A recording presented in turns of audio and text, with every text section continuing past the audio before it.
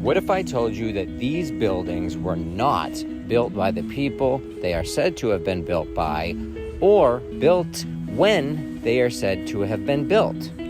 When you begin to look into the history of these buildings, you start to realize it just doesn't make any sense at all. You'll learn these buildings were built in record time. There are numerous fires that are constantly destroying them and they're being rebuilt. You'll also learn that a lot of times the architects that build these buildings don't actually exist. They're fictional characters. And if they're not fictional characters, they're 32-degree Freemasons that built 40 or 50 other ridiculous buildings in an insanely short amount of time. I love looking into American architecture because there are old kingdom buildings all over this country. They're in small towns, and I guarantee you they're in your town. I want to encourage people to get out in their town. Small town, big city, doesn't matter. Find old buildings, find cathedrals, and start to do some research. Just ask simple questions. When was it built? How quickly was it built? Who built it? Were there fires there? Because there probably were lots of them. And you'll start to realize that things just don't add up. Check out this full episode on my YouTube page about St. Edward's Cathedral in Stafford, Connecticut. The Hidden Truth 33 at YouTube.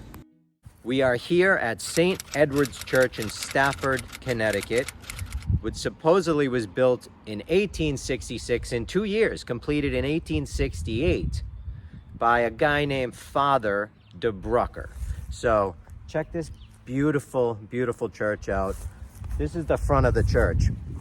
And I'm going to take you for a walk around the building. I'm sure we can't get inside right now. It's a weekday, and that's just the way it works, apparently, these days, you know. I think churches used to be open all the time for people, but I don't know. We live in a satanic society. What can I say? But this is a beautiful building. We'll walk around. We'll take a look. So first thing to note is it's amazing that priests back then used to build these types of places. I mean, they really were multi-talented. Definitely not people that we're used to today's day and age. I mean, I don't think there are many people at all that could build one of these, never mind a priest. But let's not worry about that right now. Let's just keep looking around. So Father de Brucker starts building this thing in October 1866. The stone was donated by Cornelius Flaherty from his local quarry. The church had a seating of over 400 people and was completed in November 1867. The first Mass was celebrated in the new church November 24th. They're saying that this thing has been built in 1 year. Now it goes on to say that the building was renovated and had additions added, but as a licensed home inspector, to be honest, walking around this building, this was all built at the same time. This was 1,000% built at the same time. There's no way somebody added to this later. The stones are all even weathered the same. You don't have to be an archaeologist to figure this out. So the next thing I need to know is how big was this town back then? Because it's pretty small now. And how many master masons happen to be just hanging around back then with this priest? So in the 1880s, this town was about 1,500 people. Now, you got to figure half of those are women. So that's 750, right? Then how many of those people are like old and children? That doesn't leave many people to be building this thing. It's pretty small crew. And you got to remember too, we're in the 1800s with no power tools, 6 months of the year, it's freezing cold. We're using horses and buggies. Remember, you have to get the material. You have to go get the material.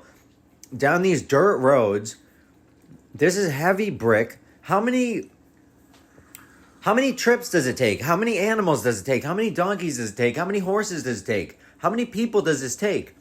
This project that took 1 year. This building that took 1 year. It would take way longer than 1 year to do this today with a full crew. Not to mention this thing has a full basement. So somebody had to dig a whole basement. How do you dig a basement? You can't do it in the winter. It only leaves you a certain amount of time. That is so ridiculous. I can just picture a bunch of men out there now with their spade shovels digging big, giant basement for this huge, colossal building. Well, I guess the one thing that this crew did have was their priest leader, who just so happened to be an expert mason as well, expert builder, expert architect, and he was the leader of this group, He led them all the way through it, the whole year. He got them going. He made sure he had those horses watered and everything. I mean, he really did his job. Amazing leader. This guy was a winner, real leader. I at least had to look up this Father de Brucker character, and as it turns out, he's not real. He is another fictional character. Now, they do this to us a lot, and that's why I think it's important that we actually do our own research on some of these buildings in our local towns. You can find out a lot of information from the architects that build the buildings and the stories that we get.